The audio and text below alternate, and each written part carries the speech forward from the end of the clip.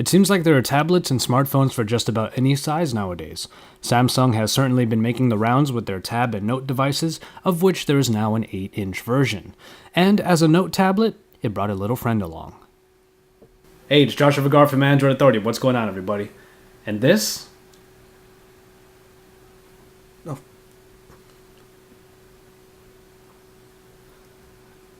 is the Samsung Galaxy Note 8.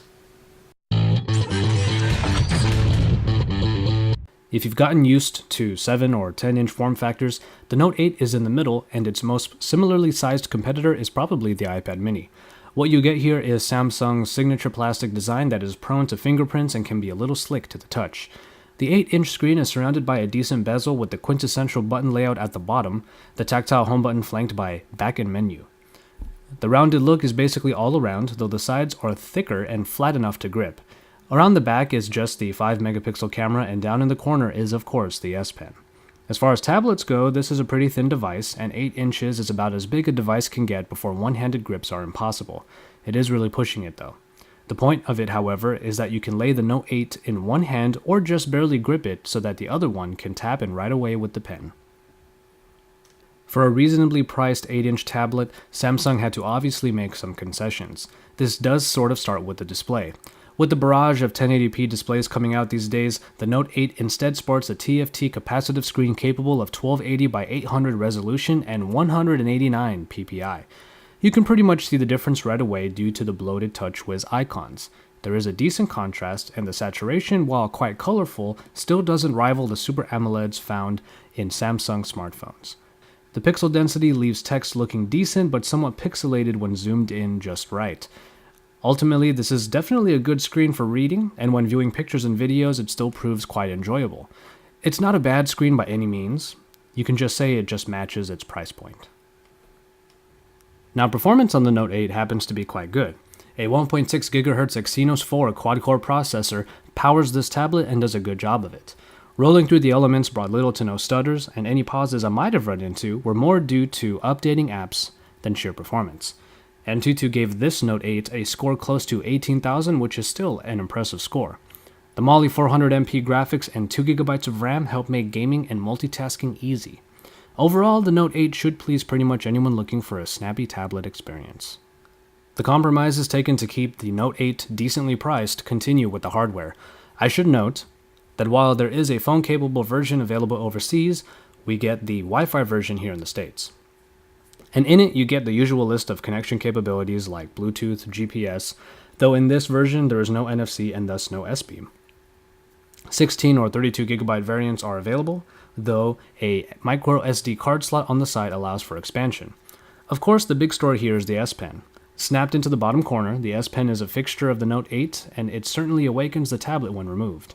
For the uninitiated, the S Pen is essentially a stylus with a button for added functionality. Its presence can be registered through taps, drags, and even hovers over the sensitive screen. Writing, diagramming, and even general navigation are possible with the S Pen, and it is a big draw for this line of Samsung's devices. It's a very handy piece of hardware to have, and before long, you could start using it more than your finger. It's also worth noting that you can now use the S Pen on the capacitive keys. Despite the portions of this tablet that have been removed for affordability, the S Pen is definitely its ace in the hole. You would think that a 4600 mAh battery could last for a really long time. For the non-removable battery unit in the Galaxy Note 8, however, that is mostly true. After using this tablet for about a week, I was happy to see that a whole day of moderate to heavy usage was really no problem. However, once I had the device ready for another day's work, it wouldn't last for too long on that second outing. Average users will definitely get just over 2 days from the Note 8, which is good, but power users might even be able to drain this battery in one very busy day. So, battery life is only very decent, despite the high capacity that the Note 8 is packing. The camera on the Note 8 works just about how you would expect for tablet optics. The 5 megapixels and the lack of a flash should give some of the story away already. Though we all know taking pictures with the tablet is a little weird, it's really there just in case you need it. That being said, it gives only decent photos, and there are only a few modes in the app like panorama or burst shot. It's not an exceptional performer and is definitely there more as a required feature than a selling point. Which brings us to the software, which is TouchWiz through and through. The bloated and colorful elements return with a few adjustments in this Jelly Bean 4.1.2 build. You have the power widgets up top in the notification dropdown, and a couple navigation additions like the palm motions. As a straight user interface, there's not much else to say, until you factor in the S Pen. With this stylus, you get a bevy of new ways to perform multiple tasks. A page buddy function immediately shows you what you can do with the S Pen the moment you remove it. S Note gives you a ton of different ways of jotting down notes or doing quick drawings, but there is more that the S Pen allows in navigation. For instance, an Air View function gives you previews as you hover the pen over certain elements, and a quick commands pop-up allows you to quickly jot down a search term or location to jump to. The button on the S Pen is important for some of these extra functions, as pressing it down while doing the motion will trigger the gesture. My favorite in particular is the cutout, which lets you surround a portion of the screen and only capture that part. The resulting image can then be used for scrapbooking or quick messaging.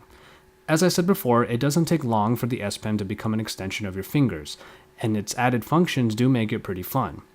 When you take it away, however, this is just a classic Samsung experience. Whether or not the S Pen will matter is entirely up to you. And finally, price. As I've mentioned earlier, there are concessions made to ensure that the Note 8 remains decently priced. In the end, this Wi-Fi version of Samsung's tablet comes in at $399 US. And so, there you have it. It really boils down to just one question. How much are you willing to pay for the S Pen? It's obvious that this is the main appeal for this tablet, with its lackluster camera, only decent battery life, and the pretty typical touchless experience, especially when you take away the S Pen.